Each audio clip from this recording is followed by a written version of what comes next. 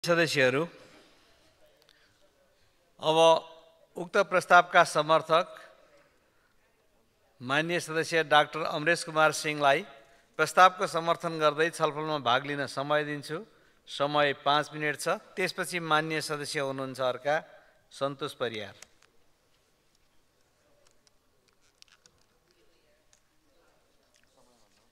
सम्मानीय सभामुख महोदय, 5 मिनेट समय, 5 मिनेट।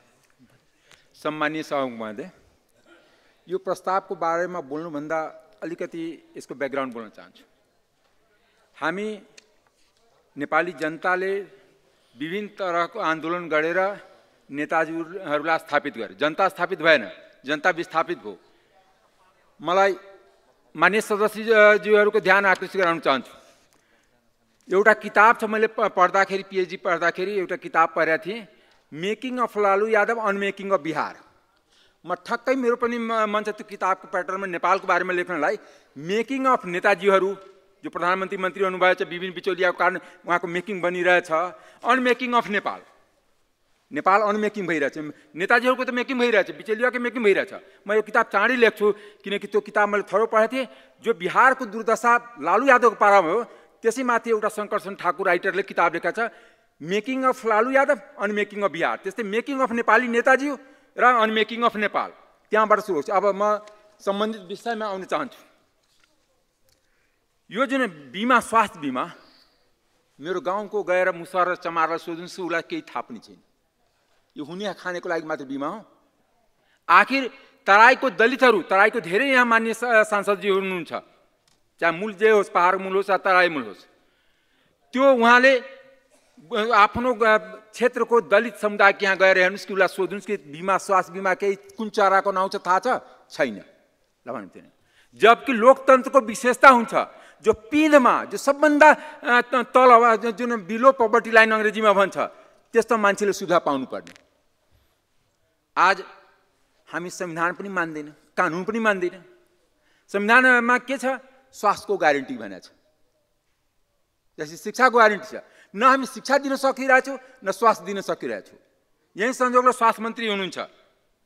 मेरो क्षेत्रमा पिएचसीमा एमबीबीएसको दरबन्दी छ, तर आजसम्म त्यो एमबीबीएसको अनुहार मैले कहिले पनि देखिनँ, 4 चोटि सांसद हुँदा पनि। किन कि त्यहाँ पोस्टिङ गरेर त्यसलाई मार्क्स पाउँछ, तराईमा या पहाडमा जाँदाखेरि मार्क्स पाउँछ, त्यसको नाउँमा स्कलरसिप पाउँछ, तर त्यो कहिले पनि सर्भिस पाउँदैन। दोस्रो कुरा, म यो कुरा बुझ्न सकिनँ कि यो जुन केन्द्रीय खरिद सिस्टम किन छ, त्यसमा सरकारको के इन्ट्रेस्ट छ कि जुम्लाको सामान पनि यहीँ किन्नुपर्ने, फेरि त्यसलाई पठाउने भाडा पनि लाग्ने, सबै कमिसन तन्त्रको जालो। कमिसन तन्त्रको कारणले स्वास्थ्य मन्त्री एग्री नगर्नु होला, तर आज सचिवको नियुक्ति भयो, डिजीको नियुक्ति भयो, बिना कमिसनको कुनै नियुक्ति हुँदैन। बिचौलियाले निर्धारण गर्छ कि कुन मन्त्रालयको सचिव कुन हो, कुन विभागको डिजी कुन हुनु हो। बेचारा मन्त्रीजीहरू त निरी छ, त्यो बिचौलियाको तल काम गर्नु परेको हुन्छ, तर बिचौलिया बापत पैसा आउँछ। त्यस कारणले एउटा कुरा, यो स्वास्थ्य बिमा गरिबका रूपमा पाउँ। यसको दुईटै छ। अब सरकारी हस्पिटलमा बिमा हुन्छ, उसको त तलब पनि भत्ता पनि सरकारले दिइराखेको छ। प्राइभेटवालाको त के हुन्छ भने तलब भत्ता त प्राइभेट हस्पिटलको मालिकहरूले दिइरहेछ। त्यहाँ यदि बिमाको रकम रोक्यो भने त्यो त दुईटै मारमा छ। यस्ता धेरै सामुदायिक हस्पिटल मारमा छ। उनीहरू अनि जम्मा 3 अरब स्वास्थ्य बिमा पैसा छ, पुरानै दायित्व 17 अरब जति छ। यो कसरी चल्ने? मैं बारम्बार भन्छु कि यहाँको अर्थतन्त्र धान्दैन, किन यहाँको अर्थतन्त्र त नेता र कर्मचारीहरूको लागि मात्र हो नि, या त्यसको बेनिफिट बिचौलियाको लिनको लागि हो नि। जब 3 अरब मात्र पैसा छ भने स्वास्थ्य बिमा भने 17 अरब किन दायित्व बढाउनु पर्यो? अब हरेक कुरा जनतासँग लिने, कहिले गण्डकी बुढी गण्डकी योजना बन्नलाई जनतासँग तेलमा पैसा थप्ने, पेट्रोल डिजलमा थप्ने, त त्यो योजना नबन्ने।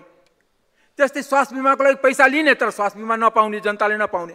मेरो प्रश्न सिधा छ सरकार मार्फत कि मेरो गाउँको चमार, दुसाद, मुसर या पहाडका चेपाङ, चाहे जो जुन कमजोर तबका छ, जो सहरमा पस्न सकेका छैन, जसको छोराछोरी स्कुल जान सकेका छैन, उसले स्वास्थ्यको लाभ, स्वास्थ्य बिमाको लाभ कहिले पाउँछ? यसको कुनै चेतना छैन। म एउटा पिएचडी गरेको सांसद, मलाई त थाहा छैन स्वास्थ्य बिमा के हो। सिधा कुरा म बताउँछु, कसैले भन्छन्। अब त्यो गाउँलेहरूलाई त छैन, त्यस कारण यो सीमित वर्गमा मात्र यदि राज्यको लाभ पुर्याउनु कोसिस भयो भने त्यो लोकतन्त्र टिक्दैन। म लोकतन्त्रको हिमायती मान्छे हो, लोकतन्त्रको लागि जेल गएको मान्छे हो, तर तपाईहरूको चालले दुर्घटना गराउने त्यो बेलाको पात्र प्रवृत्तिले दुर्घटना हुन्छ। मैले योभन्दा पहिला पनि बोल्दाखेरि भनेको थिएँ कि अहिलेको पात्र प्रवृत्तिको कारणले यो दुर्घटना हुन्छ। यसमा छलफल हुनुपर्छ संसदमा।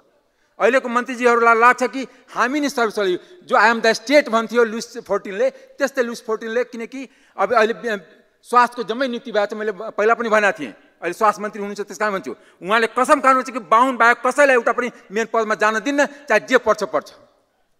यदि प्रधानमन्त्रीले कहानी सुनाउँदै हुन्थ्यो कि सचिव नियुक्ति नगर्दाखेरि उहाँ अनुसारको रुँदै निस्किनु भयो क्याबिनेटबाट, त्यस कारणले मैले बोलाएर ल तपाईँले खुसी भइहाल्नुहोस्, म नियुक्ति गर्छु, मेरिटलाई हटाएर पनि जो मेरिटमा कम छ त्यसलाई गर्छु। मेरिटोक्रेसीको क्षयले यो देश कहाँ पुग्छ? मेरिटोक्रेसी हुनुपर्छ। उहाँको डिजी, सचिव या विभिन्न अस्पतालको डाइरेक्टरको नाउँ सुन्दाखेरि आफै थाहा हुन्छ कुन थरको। यहाँ मधेस कुनै भिख माग्न खोजेको होइन, अधिकार माग्न खोजेको। मधेस यही देशको नागरिक हो, खालि नोट र भोट दिनको लागि जन्मेको होइन। नोट भनेको ट्याक्स र भोट दिनको लागि जन्मेको होइन, र तपाईँ 13% देश कब्जा गर्नको लागि जन्मेको होइन। हामी सिधा कुरा बताउँछौँ, किनकि उहाँले जुन घरमा बसेर जुन बिचौलियासँग डिलिङ गरिरहेको छ, कुन दिन आयो भने म त्यो सबै फाइल लागू गर्छु। त्यस कारणले काँसको पदाधिकारी पनि अछुतो छैन। त्यस कारणले बिचौलिया केन्द्रबाट देश बचाउँ। र बिमाको कुरामा अविलम्ब सम्पूर्ण नेपाली जनता जो खास गरी गरिबी रेखा मुनि छ त्यसको स्वास्थ्यको ग्यारेन्टी होस्, त्यसको सम्पूर्ण स्वास्थ्य खर्च सरकारले गराउने जिम्मा लियोस्। बेचारा गाउँमा सिटामोल बिना मर्छ। माननीय सदस्य, यहाँको समय सकियो। म आधा 1 मिनेट 30 सेकेन्ड बढी गइसक्यो। हस्, धन्यवाद।